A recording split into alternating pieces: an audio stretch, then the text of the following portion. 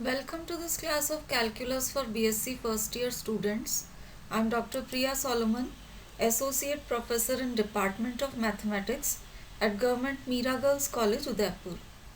आज के लेक्चर में हमारा टॉपिक ऑफ डिस्कशन रहेगा derivatives of the length of an arc. इस टॉपिक पे डिस्कशन पर आज का लेक्चर सेकंड पार्ट है। एग्जाम्पल देखिए आप, यहाँ कर्व का इक्वेशन हमें दे रखा है Y square is equal to C square plus S square और प्रूव करना है कि D Y by D X is equal to under root Y square minus C square divided by C. Question का एक सेकेंड पार्ट भी है, आपको prove करना है कि perpendicular from the foot of the ordinate upon the tangent is of constant length. तो पहले हम फर्स्ट पार्ट के लिए प्रोसीड करते हैं।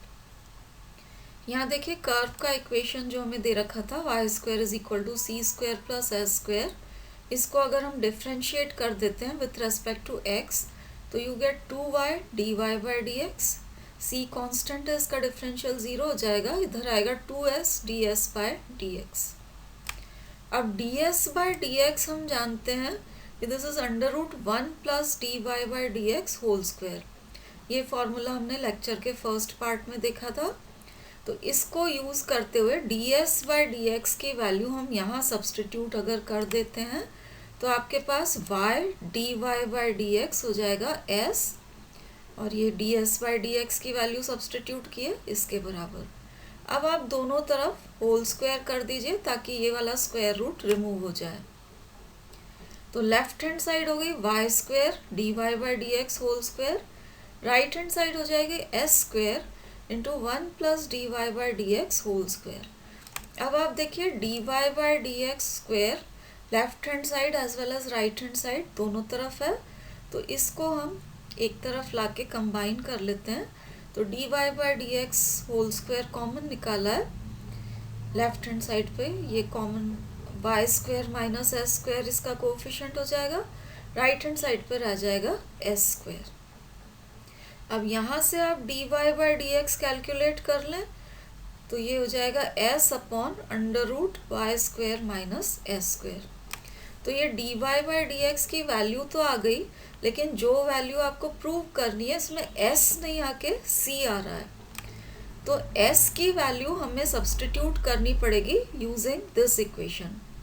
तो यहाँ से आप एस निकालिए और इस इक्वेशन में सब्सटीट्यूट करिए, तो s हो जाएगा under root Y square minus सी स्क्वायर, और ये जो under root Y square minus S square है ये वैल्यू भी इस इक्वेशन में से आप कैलकुलेट करेंगे। तो y square minus S square क्योंकि सी स्क्वायर के बराबर है, under root Y square minus S square this will be equal to c. तो अब ये जैसा रिजल्ट हमें प्रूव करना था वो आ चुका है। अब हम क्वेश्चन के सेकेंड पार्ट पे आते हैं कि perpendicular from foot of the ordinate upon the tangent, ये आपको प्रूव करना है, ये कांस्टेंट लेंथ की है। तो उसके लिए आप डायग्राम देखिए, ये आपका कर्व है और इस पे ये टेंजेंट लाइन है जिसको हमने पी टी से रिप्रेजेंट कर रखा है। ये y कोऑर्डिनेट, ये this is the ordinate, foot of the ordinate ये हो जाएगा आपका F1। अब फुट ऑफ द ऑर्डिनेट से टेंजेंट लाइन पे परपेंडिकुलर हमें खींचनी है, तो foot of the ordinate is F1, इससे टेंजेंट लाइन पे जो लंब डाला है परपेंडिकुलर लाइन खींची है वो मान लीजिए टेंजेंट लाइन को F2 पे ये कट कर रहा है। तो हमें प्रूव करना है कि ये जो परपेंडिकुलर है डायग्राम में F1 F2 से जो रिप्रेजेंट हो रही है इसकी लेंथ कांस्टेंट है। तो अब नेक्स्ट हम इसे प्रूव करेंगे। अब ये आप देखिए F1 F2 को हमें कांस्टेंट लेंथ का प्रूव करना है। टेंजेंट x एक्सिस के साथ जो एंगल बनाती है, ये वाला जो एंगल टेंजेंट x एक्सिस के साथ बनाती है, इसको हम साई से रिप्रेजेंट करते हैं। अब ये एंगल क्योंकि 90 डिग्री का है तो ये जो रेड लाइन के नीचे वाला एंगल है ये हो जाएगा 90 माइनस साई। वंस अगेन ये पूरा एंगल जो है ये 90 डिग्री का है, नीचे वाला एंगल अगर 90 माइनस साई हो गया तो ये ऊपर वाला एंगल भी साई के बराबर होगा।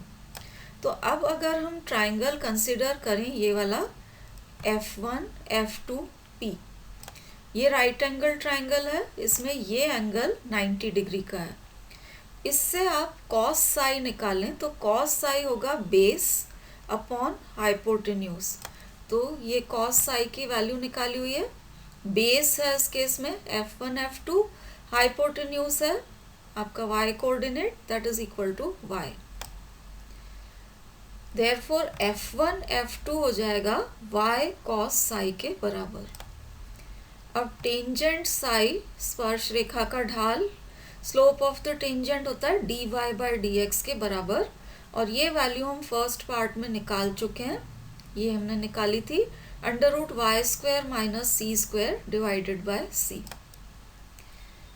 अब यहाँ पर हमको कॉस साई चाहिए, तो क्योंकि हमारे पास टेंजेंट साई आ गया है, आप सेक स्क्वायर साई निकाल सकते हैं। ये हो जाएगा 1 प्लस टेंजेंट स्क्वायर साई। तो ये टेंजेंट साई की वैल्यू सब्सटीट्यूट करके इसको सिंप्लीफाई कर लीजिए। ये आपके पास आ रही है वैल्यू सेक स्क्वायर साई की।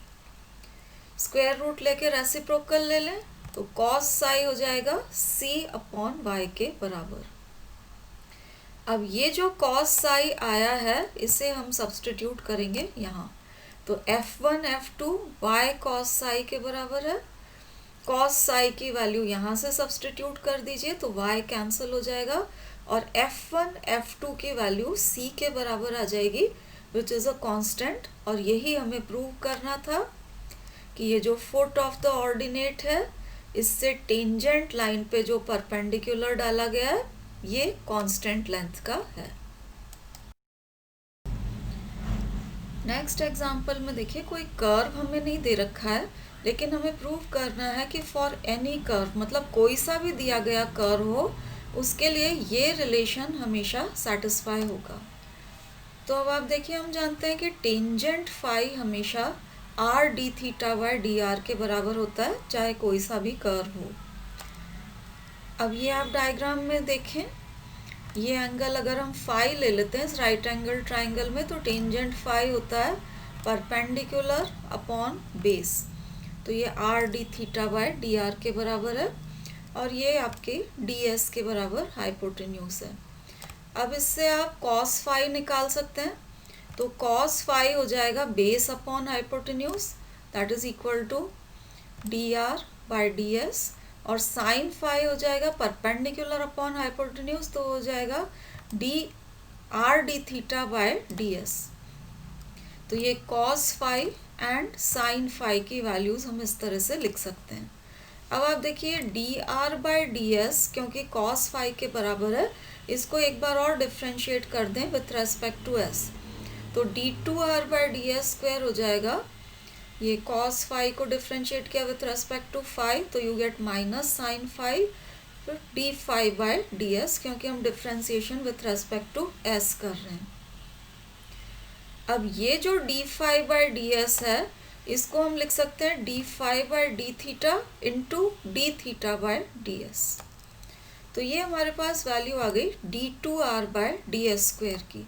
अब जो रिजल्ट हमें प्रूव करना है, यहाँ r D two are by D S square आ रहा है, तो ये d two are by D S square तो ऑलरेडी अवेलेबल है हमारे पास, इसको अब आर से मल्टीप्लाई कर देते हैं।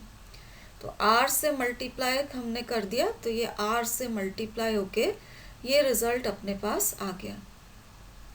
अब आप देखिए यहाँ r D theta by D S ये जो है इसको हम साइन फाई के बराबर लिख सकते हैं। तो ये जो आर है इसको इस वाले D theta by D S के साथ कंबाइन करके लिखा हुआ है, बाकी टर्म्स एज सच हैं, और इसको रिलेशन नंबर 2 को यूज़ करते हुए साइन फाई के बराबर अगर हम लिख देते हैं तो एक साइन फाई ऑलरेडी था, ये भी साइन फाई के बराबर हो जाएगा, तो you get sine square phi D phi by D theta. अब आप इसको गिवन रिजल्ट से कंपेयर कर लीजिए, जिस तरीके की टर्म्स हमें चाहिए थी आ चुकी हैं। तो तो लेफ्ट हैंड साइड आपकी already R D two are by D S square थी, इस टर्म को भी आप लेफ्ट हैंड साइड पे यहाँ ट्रांसफ़र कर दें तो sine square five D five by D theta plus R D two are by D S square, ये हो जाएगा 0 के बराबर, और यही हमें प्रूव करना था। तो ये हमारे पास एक जनरल रिजल्ट है जो हर एक कर्व के लिए ट्रू रहेगा। नेक्स्ट एग्जांपल देखिए, यहाँ पर ये कर्व का इक्वेशन हमें पोलर फॉर्म में दे रखा है और इसको यूज़ करते हुए हमें प्रूव करना है कि D S by D psi is equal to 2a upon sine cube psi. तो यहाँ D S by D psi आपको निकालना है। D S by D psi के लिए कोई डायरेक्टली फार्मूला तो अवेलेबल नहीं है, लेकिन d S by D psi को हम लिख सकते हैं d S by D theta into d theta by D psi, और d S by D theta निकालने के लिए फार्मूला हमारे पास अवेलेबल है, उसे हम यूज़ कर सकते हैं। तो अब आप देखिए, हम D S by D theta निकालने के लिए पहले प्रोसीड करेंगे। तो ये जो कर्व का इक्वेशन हमें दे रखा था, इसमें से आप आर कैलकुलेट कर लीजिए, तो ये आर हो जाएगा 2a upon 1 plus cos theta. अब इसे हम डिफ्रेंशिएट कर देते हैं विथ रेस्पेक्ट टू थीटा, तो ये D R by D theta की वैल्यू आ गई। अब D S by D theta निकालने के लिए ये फॉर्मूला हमारे पास अवेलेबल है, D S by D theta whole square होता है R square plus D R by D theta whole square के बराबर।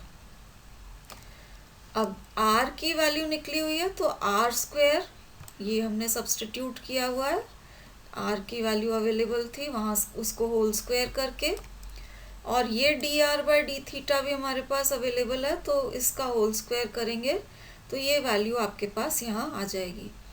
अब ये जो दोनों टर्म्स आई हैं इसमें से 4a square upon 1 plus cos theta whole square ये तो निकल जाएगा कॉमन, और आपके पास ब्रैकेट में 1 plus sine square theta upon 1 plus cos theta whole square रह जाएगा। अब ब्रैकेट के बाहर वाली टर्म्स को हम एज सच रखेंगे, अंदर अपने पास एलसीएम हो जाएगा 1 plus cos theta whole square. अब एलसीएम ये लिया है तो न्यूमरेटर में आएगा 1 plus cos theta whole square plus sine square theta, तो उसमें से cos square theta plus sine square theta plus 1 ये तो आपको 2 दे देंगे, और प्रोडक्ट टर्म आ जाएगी 2 कॉस थीटा। तो ये आपके ब्रैकेट के अंदर वाली क्वांटिटी इस तरह से सिंप्लीफाई हो जाएगी। अब इसमें से अगर आप 2 कॉमन ले लेते हैं तो बाहर 8a स्क्वायर हो जाएगा, उसके बाद 1 प्लस कॉस थीटा यहाँ बचेगा जो कि नीचे वाले इस होल स्क्वायर से 1 प्लस कॉस थीटा एक कैंसिल हो जाएगा। 1 plus cos theta whole square बाहर भी था तो डिनोमिनेटर में हमारे पास 1 plus cos theta whole cube रह जाएगा। 1 प्लस कॉस थीटा को हम लिख सकते हैं 2 कॉस स्क्वायर थीटा बाई 2, तो ये हो गया 2 कॉस स्क्वायर थीटा बाई 2 का होल क्यूब। ये वैल्यू आई है आपके पास d S by D theta whole square की। अब इसका स्क्वायर रूट ले लेते हैं, तो स्क्वायर रूट लेने पे अपने पास ये रह जाएगा a upon cos cube theta by 2। इस रिलेशन को हम कह देते हैं 1।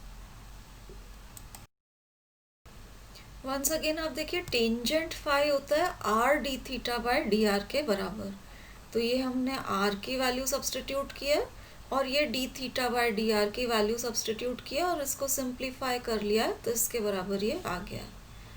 अब ये जो न्यूमरेटर में 1 प्लस कॉस थीटा है इसे हम लिख सकते हैं 2 कॉस स्क्वायर थीटा बाई 2, और डिनोमिनेटर में जो ये साइन थीटा आ रहा है इसको 2 sine theta by 2 cos theta by 2 लिखा है। अब ये सिंप्लीफाई होके कॉट थीटा बाई 2 रह जाएगा which is equal to tangent pi by 2 minus theta by 2। अब देखिए, tangent phi is equal to tangent pi by 2 minus theta by 2, इसलिए phi will be equal to pi by 2 minus theta by 2। अब हमें result in terms of psi चाहिए, तो psi होता है equal to theta plus phi.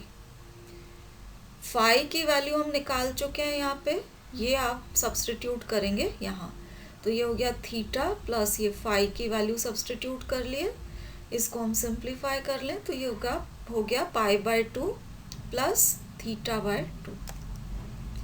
अब आपके पास साई आ चुका है इन टर्म्स ऑफ थीटा। अब अगर हम डिफ्रेंशिएट कर दें तो d psi by D theta, यहाँ डिफ्रेंशिएट करेंगे तो पाई बाय 2 का डिफरेंशियल तो 0 होगा। इसको विथ रेस्पेक्ट टू थीटा आप डिफ्रेंशिएट करेंगे तो ये 1/2 आ गया। तो d psi by D theta की वैल्यू आ गई 1/2। इसको हम 2 से रिप्रेजेंट कर रहे हैं। अब ये हमारे पास रिलेशन था d s by d psi को हम लिख सकते हैं d s by D theta into d theta by d psi. तो आप देखिए d psi by D theta की वैल्यू हमने ये 1/2 कैलकुलेट की थी। D theta by d psi करेंगे तो ये वैल्यू आएगी 2। और d s by D theta की वैल्यू हम ऑलरेडी निकाल चुके हैं। ये a upon cos cube theta by 2 के बराबर हमने निकाली थी। दोनों आप सब्सटीट्यूट कर दीजिए तो ये आपके पास रिजल्ट आ जाएगा। अब ये जो आपका थीटा बाय 2 आया है इसको हमें सब्सटीट्यूट करना पड़ेगा इन टर्म्स ऑफ साई, क्योंकि जो रिजल्ट हमें पूछा गया है थीटा में नहीं साई में हमें रिजल्ट निकालना है। तो अब आप देखिए थीटा को हम सब्सटीट्यूट कर रहे हैं इन टर्म्स ऑफ साई। तो ये जो आपके पास रिलेशन था साई अपने पास आया था equal to pi by 2 plus theta by 2। यहाँ से आप थीटा बाय 2 निकालेंगे तो ये आएगा साई माइनस पाई बाय 2। तो ये हमने थीटा बाय 2 की वैल्यू सब्सटीट्यूट की है। अब cos of minus theta is the same as cos theta. तो यहाँ क्योंकि कोसाइन इन्वॉल्व है हम यहाँ पर साइन चेंज करके इसको साई माइनस पाई बाय 2 नहीं लिख के पाई बाय 2 माइनस साई भी लिख सकते हैं। तो ये हमने साइन चेंज कर दिया है। यहाँ ये हो गया cos cube pi by 2 minus psi and cos pi by 2 minus psi is equal to sine psi. तो ये डिनोमिनेटर हो जाएगा साइन क्यूब साई। तो ये अपने पास d s by d psi की वैल्यू आ गई 2a upon sine cube psi. This ends our discussion for today's lecture. अब ये जो प्रॉब्लम्स हमने डिस्कस किए हैं related to finding derivatives of length of an arc, इसी पैटर्न को फॉलो करते हुए आप अपने टेक्स्ट बुक की फर्दर प्रॉब्लम्स ट्राई कर सकते हैं। Thank you for watching.